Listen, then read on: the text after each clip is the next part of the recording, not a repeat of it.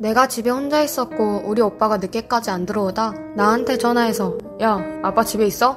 하고 물어봤어. 내가 없긴 한데 집에 빨리 들어와 라 했는데 오빠가 갑자기 친구들을 왜 데리고 왔냐고 집에 가기 불편하다며 신경질 부리는 거야. 내가 무슨 소리냐고 했더니 옆에 내 친구들 얘기하는 소리 들리는데 집에 친구들 있는 거 아니야? 누가 말 거는 소리 들리는데? 하는 거야. 집에 TV도 안 켜져 있고 진짜 조용한데 깜짝 놀라서 그냥 전화 끊어버리고 너무 무서워서 친구한테 바로 전화 걸었어. 친구 목소리 들으니까 안심되더라. 그래서 친구랑 한참 얘기하다가 내가 맞다. 방금 우리 오빠가 집에 오는 길인데 나랑 전화하다가 지금 내 옆에 친구들 얘기 소리 들린다고 집에 친구 있는 거 아니냐고 하더라 하고 그냥 얘기했어. 그랬더니 친구가 갑자기 조용해지더니 아니었어? 한 남자가 지방에 출장을 나와 잠잘 곳을 찾았다. 시내 모텔은 모두 만실이라 시내 외곽에 있는 허름한 모텔에 객실을 잡을 수 있었다. 왠지 모르게 느껴지는 무거운 공기가 마음에 걸렸지만 피곤해서 그런 거라 생각해 곧바로 잠이 들었다. 쾅쾅쾅. 한창 자고 있었는데 갑자기 객실 문을 두드리는 소리가 들렸다. 남자는 비몽사몽인 채로 일어나 문을 열었다. 하지만 복도에는 아무도 없었고 시계를 보니 새벽 2시. 사람이 돌아다닐 시간은 아니기에 남자는 잘못 들었다 생각하고 다시 잠을 청했다. 쾅쾅쾅. 다시 문을 두드리는 소리가 들렸다. 남자가 문으로 다가가자 소리가 그쳤고 문을 여니 아무도 없었다. 그러기를 몇 번이나 반복했고 새벽이 돼서야 문을 두드리는 소리가 그쳐 잠자리에 들 수 있었다. 남자는 아침에 일어나자마자 프런트에 불만을 토로했다. 직원은 연신 사과했지만 뭔가 숨기고 있는 표정이었다. 계속 직원에게 따지는 식으로 이야기하자 하는 수 없다는 듯이 남자에게 말했다. 실은 몇 년 전에 이곳에서 화재가 있었습니다. 손님이 계셨던 객실 손님께서 비상벨을 못 들을 정도로 주무시다가 뒤늦게 눈치채고 일어나셨는데 그때는 이미 객실 안에는 연기가 가득해서 호흡곤란으로 문을 열 수 없었고 결국 그 손님께선 문 앞에서 돌아가셨습니다. 이야기를 들은 남자는 얼굴이 하얗게 질렀다. 그렇다면 밤새 문을 두드린 건 객실 밖이 아닌 객실 안이었기 때문에. 나랑 15살 차이 나는 늦둥이 남동생이 있어. 동생이 초등학교 안에 있는 병설 유치원에 다니는데 이번 주 금요일 오후에 집에 와서는 자기 유치원 앞 놀이터에 가자고 조르는 거야. 같이 놀이터에 갔더니 나보고 그네 타래. 내가 좀 당황해서 응? 누나가 그네 타라고? 너가 그네 타고 누나가 밀어줄게 했는데 됐다고 나한테 빨리 타보라는 거야. 그래서 할 수 없이 탔는데 나 몇 번 타는 거 자기는 서서 보고만 있더니 집에 가자는 거야. 그래서 집에 왔어. 근데 토요일에 또 그네를 타러 가자는 거야. 가서는 또 나보고 타라 하더니 자긴 계속 보고만 있는 거야. 내가 좀 이상하다 싶어서 근데 누나한테 왜 자꾸 타라는 거야? 했더니 그냥 웃으면서 아무것도 아니야. 내일 알게 돼. 이러는 거야. 그리고 오늘 일요일이 됐어. 동생이 일어나서 내 방에 쓱 들어와서 날 보더니 에이 뭐야 이러고 나가서 엄마한테 완전 속았다 그러더라. 그래서 엄마가 뭘 속았냐 했더니 동생이 병설 유치원 다닌다고 그랬잖아. 그 초등학교가 엄청 오래된 학교인데 예전에 6.25 때 병원으로 쓰였던 곳이어서 뒤에 무덤도 많고 그래. 그래서 그런지 전설이 엄청 많은데 나한테 타라 했던 그네를 이틀 연속으로 타면 죽는다는 전설이 있다나 봐. 정말 죽는지 안 죽는지 확인하려고 나한테 타보라 그런 거래. 정말 충격받았는데 이게 또래 아이들이 할 수 있는 장난이야?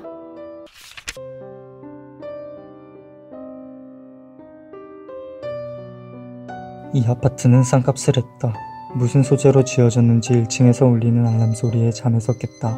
문도 그리 튼튼하지 못해 4층 아저씨는 술만 마시면 문을 부수고 집에 들어가곤 했다.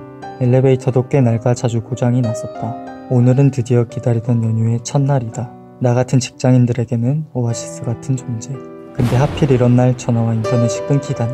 어제 하수관 공사 인부가 실수로 통신 케이블을 끊어버리는 바람에 고박 내일까지 전화도 인터넷도 쓸 수 없게 되었다. 하다못해 핸드폰도 AS를 받기 위해 서비스 센터에 맡겨놓았다. 전화를 하려면 1층에 있는 공중전화를 써야 하는데 계단 타기는 싫고 맘먹고 나가자니 엘리베이터는 또 고장이다. 시켜먹는 것도 귀찮아 그냥 라면으로 밥을 때우기로 했다.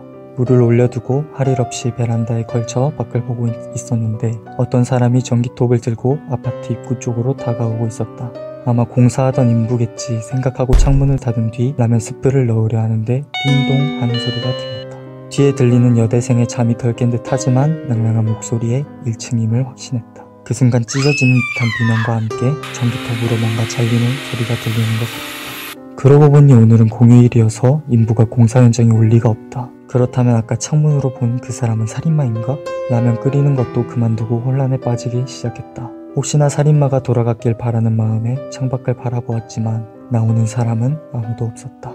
계단을 걸어오르는 소리가 들렸다. 잠시 후 초인종 소리가 울리고 2층 할머니의 목소리가 들렸다. 곧바로 문이 부서지는 소리가 들렸고 비명 또한 울려 퍼졌다. 3층의 아주머니, 4층의 아저씨까지 살인이 반복됐다.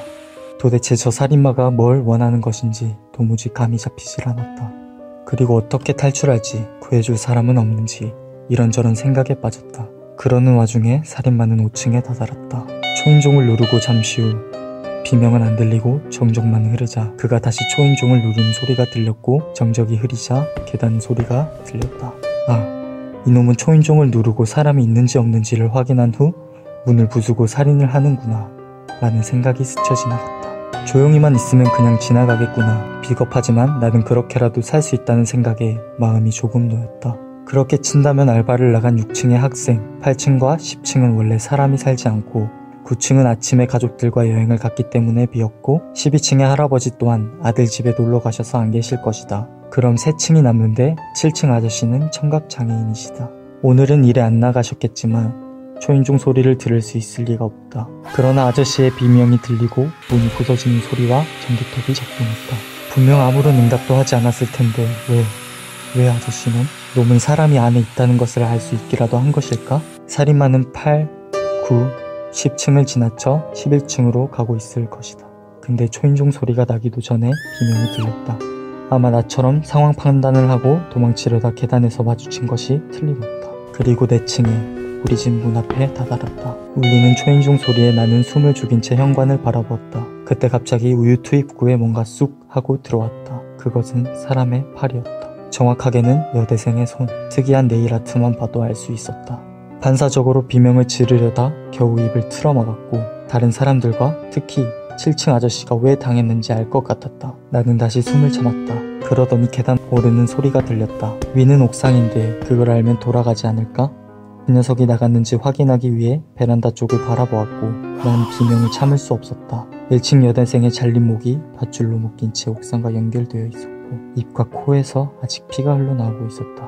그리고 문이 부서지는 소리가 들렸다.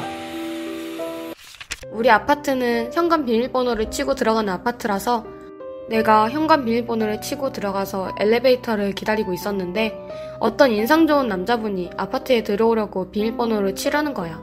내가 그냥 누르기 귀찮으실 것 같아서 문을 열어줬는데 그 사람이 감사합니다 이러고 나는 네 이러면서 대화를 했어.